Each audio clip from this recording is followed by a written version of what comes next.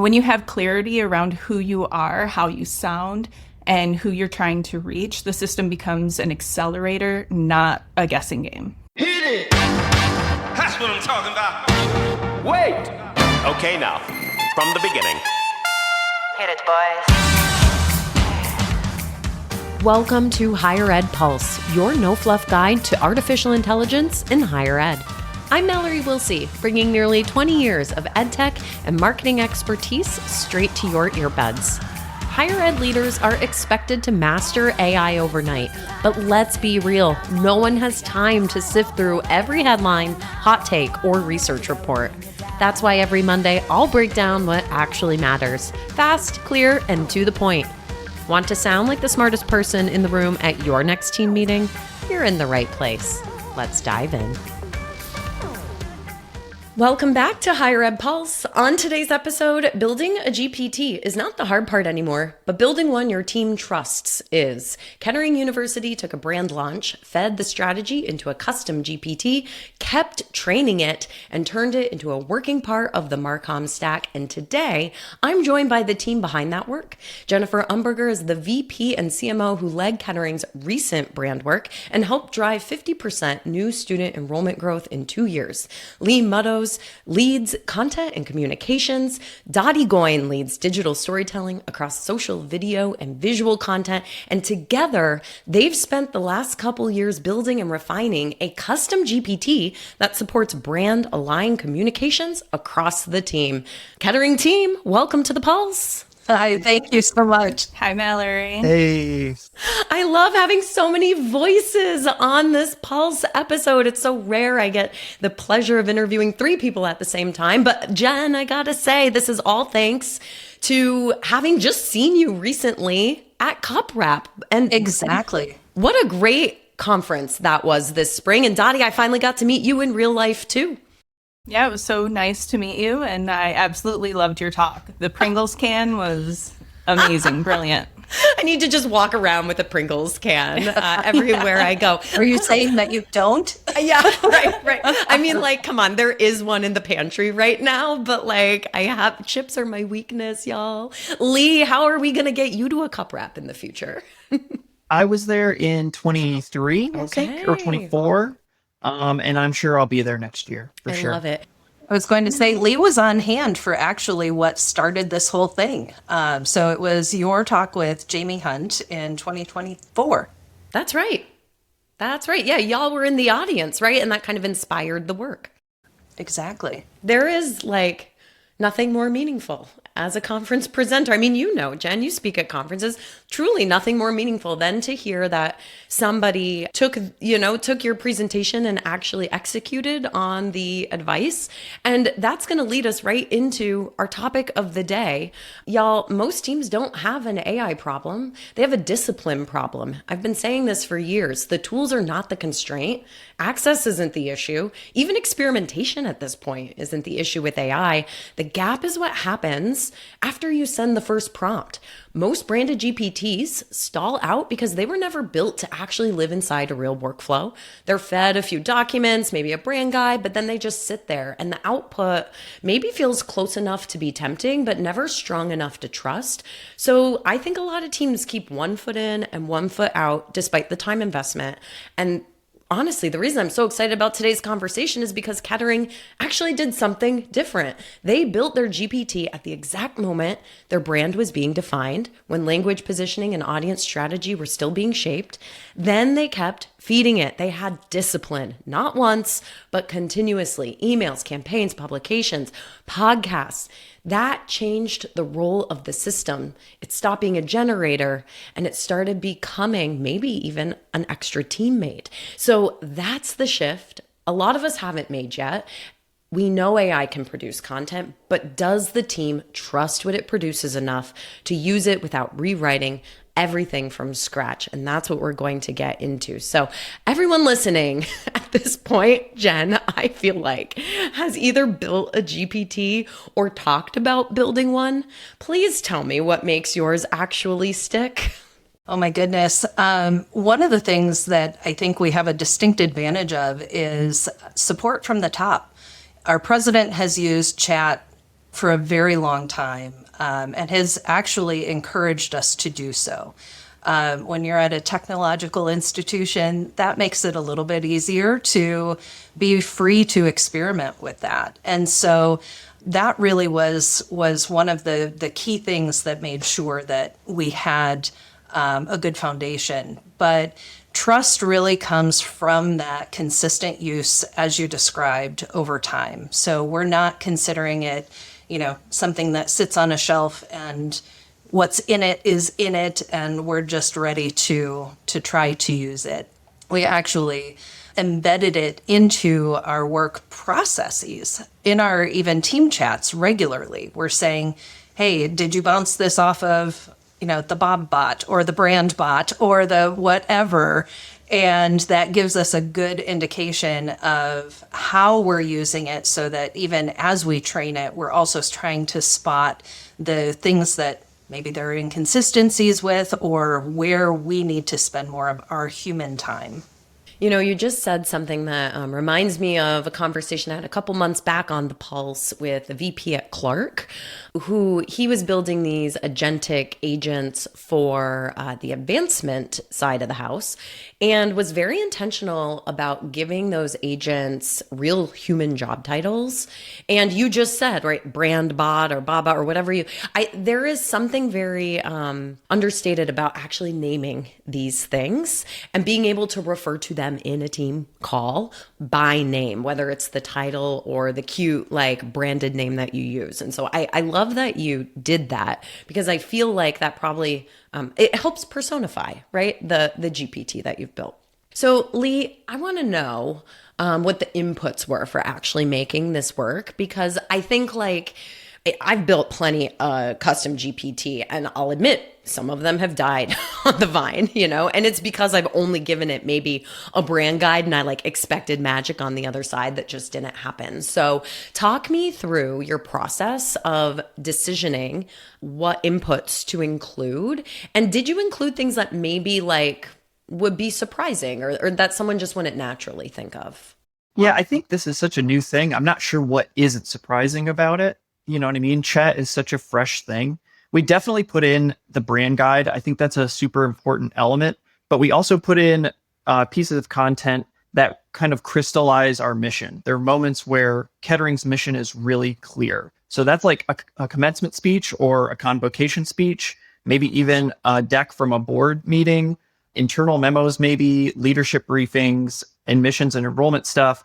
Maybe even external rankings and announcements are super useful. It's moments where it's saying, hey, this is what we're about. And this is a really clear sense of what we're trying to accomplish as an institution. Because if you can be clear in those prompts, your GPT can be clear in its outputs. But there's also something that is really important that most people miss. And it's that they don't have a content problem. They have a process problem. Ooh, it's kind of what you were saying in your intro. Yes. It's not about speed. It's about consistency. It's like in baseball, they don't measure how far someone hits a ball. They measure how often they get on base. So yeah, maybe your ChatGPT isn't saving you time, but it's allowing you to be consistent across the board and continue to create content consistently. And that should really be the goal. If you're just trying to make content fast, you're going to make really, really mediocre content really, really fast. It'll get rejected by your boss and you're going to end up starting over. So what's really saving time in the end? You know what I mean? Yeah. Wow. So you've mentioned I love that you included the board documents in your list, the leadership briefings, the internal memos. Are you just kind of dropping them in the knowledge base as something new happens? What's the process around that? I'm sure it's somewhat simple, but that's where the discipline comes in, right? Yeah, I mean, Jen, maybe you'll have a clear sense of what we are allowed and not allowed to put in. That's always kind of a question of what you want to be available to the chat, right? Absolutely. We try to be a little bit cognizant of things that are competitive advantages for us. So we're really, really careful about any data, any personally identifiable types of things, that is a non-starter. So that does not ever get included. Depending on the memo, depending on the internally facing things, if there are financials in a board deck, I take those out before I load things in.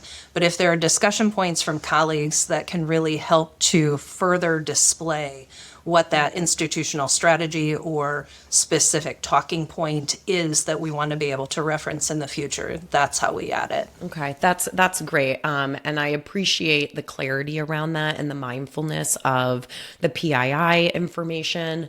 That is definitely something that we do not want to miss when we're building these GPTs. Dottie, when did the Kettering team stop treating the GPT as this draft machine and actually start trusting it as a starting point? So we didn't actually flip a switch overnight. It was more of a steady progression. We really take a trust but verify mindset. And the shift came when the output stopped needing many rewrites and only required refinement. That's when we found ourselves saying, it's 85% there. And instead of treating it like a placeholder, when we had something to rebuild from. So that makes sense because I hear teams all the time be like, oh, well, this output is, it's 70% there, it's 80% there, it's 90% there. And I think that helps because when you're working internally and you're handing content off to each other, actually, I saw this great article once that was you should give feedback as if you're describing the Mona Lisa. And it's the Mona Lisa in stage 1 when we don't know that it's a woman. Or it's in stage 2 when we have an outline, but we're making decision on what color her hair is. Or it's 80% of the way there and we're just adding some shading in here and there. So it feels like that's kind of maybe a similar metric to how you're evaluating the output. Does that make sense? Yeah, I think the true turning point came when the system began to anticipate our intent rather than simply reacting to prompts. Got it. So wait, how does that happen? So really, it started feeling less like we're feeding instructions into a machine and more like we're working with a partner who could really read the pitch before the ball was thrown. Cool. Well, let's get a little more specific. So where are you actually saving some time, Dottie? But without lowering the bar, without being okay with 70% as the output. Give me a few use cases. So a good example would be I use it really for a good ideation stepping point. Recently, I'm only 5 years into the higher ed industry. So I'm new, I'm a newbie.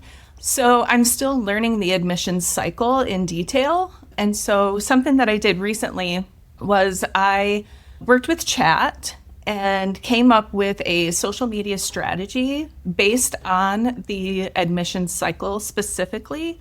And so I'm working with our admissions team to kind of build that cycle for specific platforms, for specific audiences, for specific times of the year. Awesome. Great use case. Lee, do you have some more for me? I actually have something that's it's a little meta, it's a little self-referential, but in preparation for this podcast, I was able to go through the YouTube channel and find 10 relevant episodes. Oh my God. Of get the Pulse? all the transcripts from those episodes. What? Yes. Oh yeah. And then I drop those transcripts into chat and say, what are 10 questions that I might get asked? And what are 10 responses? But if I would have just read those responses off to you, no one would listen. So that's my starting point. That's like the sketch of the Mona Lisa that I can massage, hopefully, into interesting responses. And that took me less than listening to one half of one episode. Not that I wouldn't love to spend all of my free time listening to the Pulse podcast. I would, in a heartbeat, just like that. I assume you're playing Pulse episodes every time you get in the car, Lee, and I will accept no other answer. In my sleep. Yeah. But I mean, I was able to basically get a rundown of what you've talked about, what you haven't talked about. If we want to talk about seeing presenters, typically the first 5 minutes of a presentation at Cup Wrap is me trying to find the presenter's slide deck online so I can copy and paste it and put it in chat. And then I can have an entire bullet list of what they talked about, and I can actually listen to what they're talking about instead of taking notes the whole time. So that's the sort of stuff I like using chat for, to start off with, almost like hacks or cheat codes. And typically I can use those hacks or cheat codes to create good content, not the other way around. You know what I mean? You still have to kind of be the writer. You know, like you were saying, you have to put in the final touches of the Mona Lisa to make it the Mona Lisa. Okay, so now let's talk about where your custom GPT still breaks. Because like it does, like that's just reality. We'd be foolish if we said it was perfect all the time. Where does that GPT still miss in ways that are maybe frustrating or annoying? And how do you know when to override it versus just refine it? Lee, I'm going to turn that one back to you. Well, the thing about chat is that it's a product and it's kind of an adversarial relationship with OpenAI. They want you to do your thing as quickly and as cheaply as possible. And that's the actual opposite of what you want to do. You want to make sure that you're squeezing every single piece of information out of your chat as possible. So how do you do that? Because eventually, I don't know if you've noticed this, your chat will just keep telling you the same thing over and over again, or it'll tweak the things that are meaningless to you and leave the things you want to change the same. So how do you fix that? You compile the stuff you like in a separate Word doc or a Google Doc, and then you just start a new chat and you say, hey, this is beige. This is bland. Why is that? And it'll analyze it and give you that analysis. And now you can actually start editing instead of just going back and forth with a computer. You kind of have to work around the fact that OpenAI doesn't care if you fix your problem. They only care if you renew your pro membership, right? So if you can just clear out that chat, take the stuff that you already like from your previous chat, dump it in and say, why is this wrong? Tell me why. That's a better starting point to start improving than just staying in the original chat and typing in all caps, this is wrong, which I have done many, many times. In those moments of frustration, haven't we all? Like, I don't know if ChatGPT understands when I hit the caps lock, but I do it sometimes. Jen, I'd love your perspective on this too, and in particular around the custom GPT that you built. Sure. I think as we're working on, say, materials for enrollment or things of that nature, one of the things that Lee and I talked about this week, for example, is some challenges in non-promotional communications pulling too heavily into promotional language. So when we're getting into yield season and wanting to craft a message that, is treating this prospective student like an insider to the institution, we don't need to sell them if they have already put in their deposit in the same way that we need to reinforce that decision. So those types of things, it's not very good at. And Lee, I hope you don't mind. I'm going to pull one of your analogies in here. The thing that it doesn't do well is it is not clever. It is not necessarily artful in how it responds. And so Lee's analogy, which he custom built for you, Mallory, I'll turn it to him so that you can say it, Lee. Is it the coffee machine one or is No, it the Peloton one? Oh, right. So yeah, exactly. Right. I cheated a little bit. I've done my homework. Wow. So like everybody loves the convenience of Peloton, but it's never going to be the same as being in a class with an instructor. Right? Like Peloton's great. It's super convenient and you can do a lot with it, but having the energy of people in a room, having that personal touch, having someone that sees you every week and says, hey, you've been working on this thing. I'm not a cycle person. I'm sorry. I should have. But that's sort of the human element that you're never really going to get from ChatGPT. So I think some of this is also an expectation adjustment exercise where it's just like you have to understand what chat is good at and leverage that. And you have to expect that you're still going to have to be the writer at the end of the day. Yeah. Ooh, love that analogy. But you're exactly right. I see the same writers, a few times a week. And I know as they're improving, I can call it out. I can hype them up. I can give them tips. And I think this analogy is so spot on. Your Peloton instructor can't watch you. Your ChatGPT GPT only has its limits. Jen, I want to come back to you for a sec because y'all did something bold. You built a version modeled on your president's voice. And I love this use case, but that comes with a different level of risk too. So what made that feel viable and what guardrails did you have to put in place before you trusted it in that context? Funny enough, in an early conversation with Dr. McMahon 3 years ago, he was showing me how he was using GPT.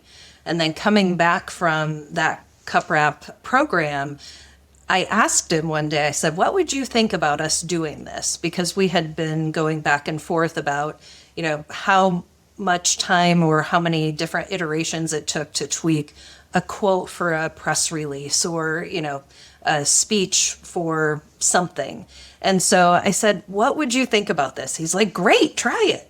So I think that is the ultimate, endorsement of the ability to do it. And so we grounded it, I think Lee mentioned it earlier, grounded it really in the documented, consistent voice patterns, whether from podcasts that he has been a guest with to things that he's written, different things over the years. And so it really started to understand some of the consistent voice patterns that he had, and not just as an abstraction. The president's voice really has some structure. It has some discipline.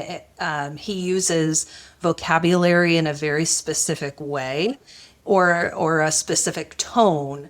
And so that's really been difficult to emulate. But if we can, again, be looking for maybe some of those nuances that are more human, that's what we can then spend our time looking for. Again, looking for something that can get 80% of the way and then let us refine from there. As far as guardrails, right now, you're looking at the people that have access to that bot.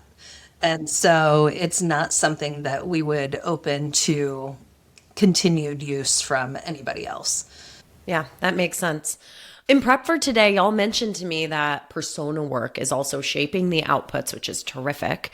But I think that runs a risk that the GPT, and I mean, really all of this runs a risk that the GPT is just going to flatten things when we know that, and you called this out a few minutes ago, like we know you need to message a little differently depending on the audience that you're speaking to, and a prospective student who's still in discovery mode versus someone who's been accepted and are weeks away from making their decision do require two different types of messages. So how do you address that, right? How do you make sure that the GPT is responding appropriately? Lee, I'll toss it back to you. I think, again, it's kind of like expectation. You have to expect that chat's going to flatten everything out and do things as efficiently as it can.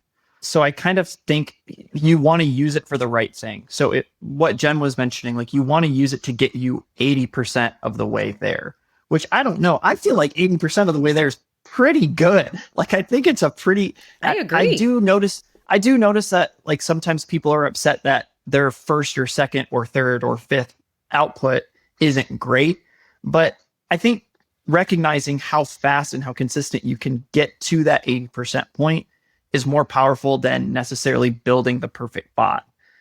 All that time you're going to spend building that bot, you could be spending on learning how to use the bot that you already have to the best of its ability. Dottie, can you crystallize this into an example? Yeah, so for us, it comes down to continually reinforcing who we're talking to.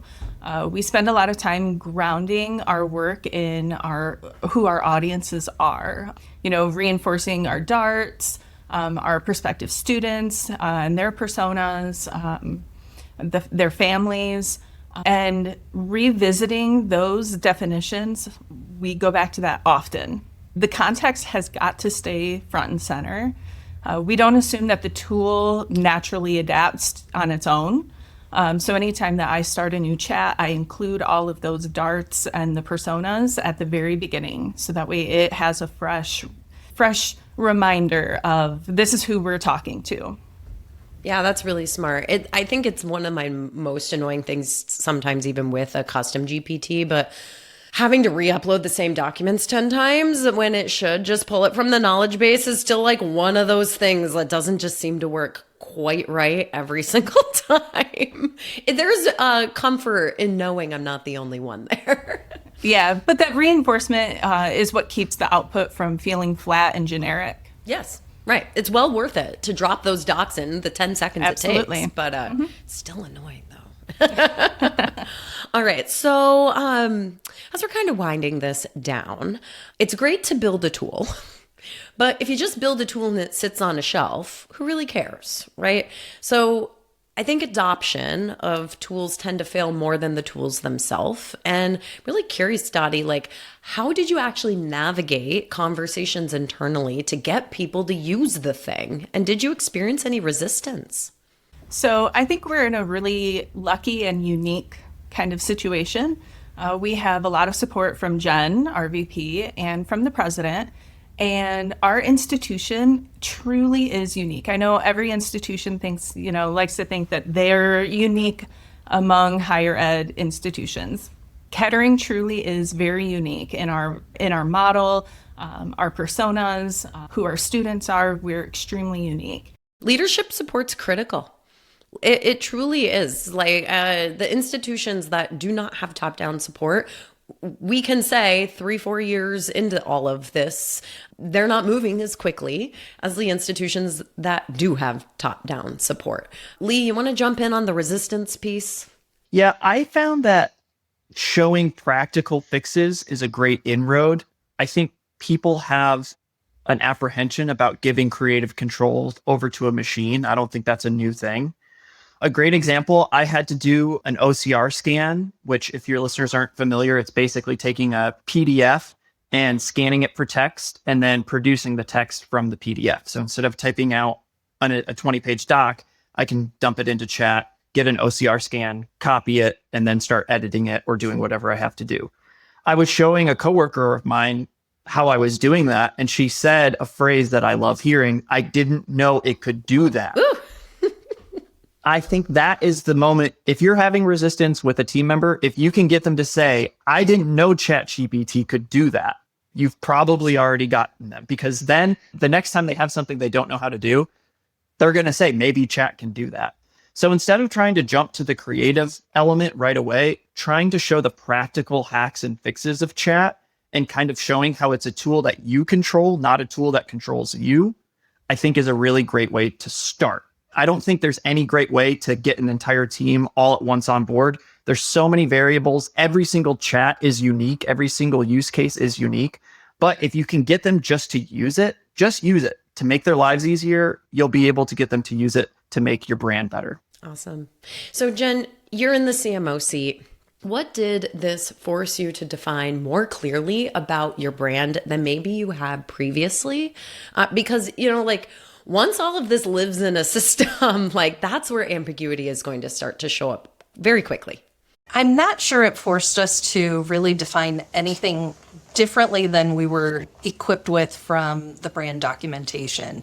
I think because we really aligned building this branded GPT along the time frame that we were rolling out that new brand, it essentially took our 180-page brand guide and helped us to operationalize it even more consistently and effectively than I think we could have done on our own.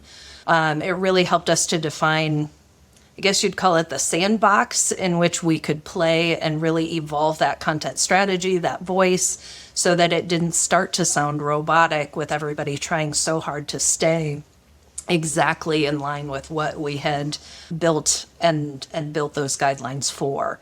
So it's been such a fun project to be able to iterate over time, and it's done great work for us. Y'all are clearly building castles in your sandbox. I love it.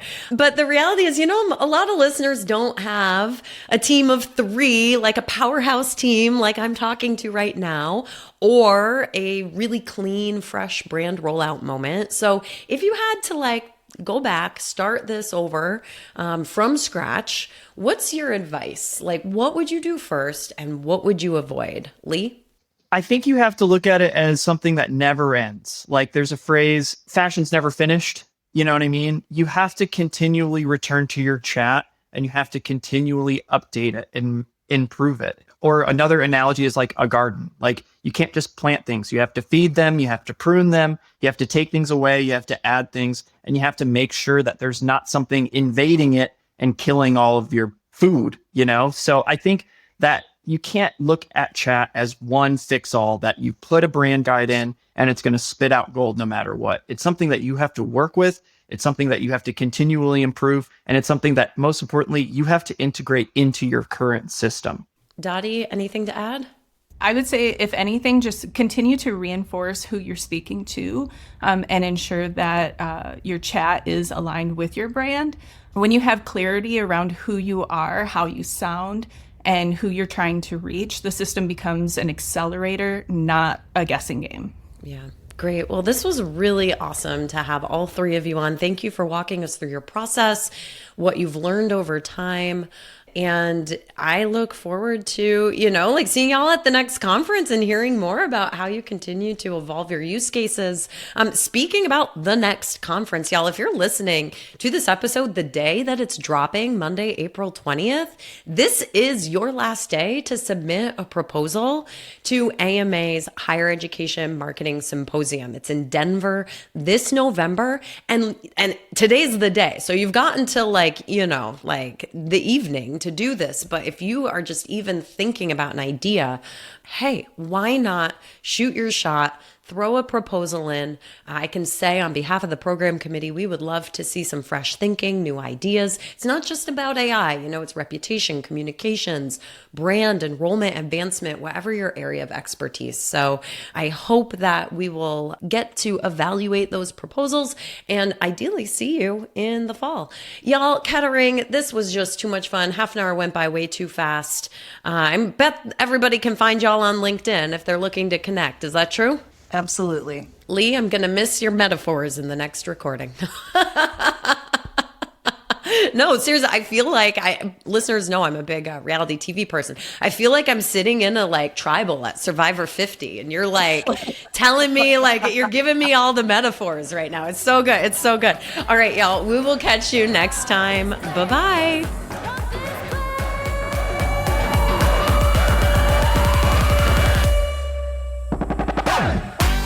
Thanks for listening to the Higher Ed Pulse. The show is a proud member of the Enrollify Network, home to Higher Ed's largest collection of podcasts. Enrollify is where higher ed goes to grow, so be sure to check out our other podcasts, webinars, video clips, blogs, and more.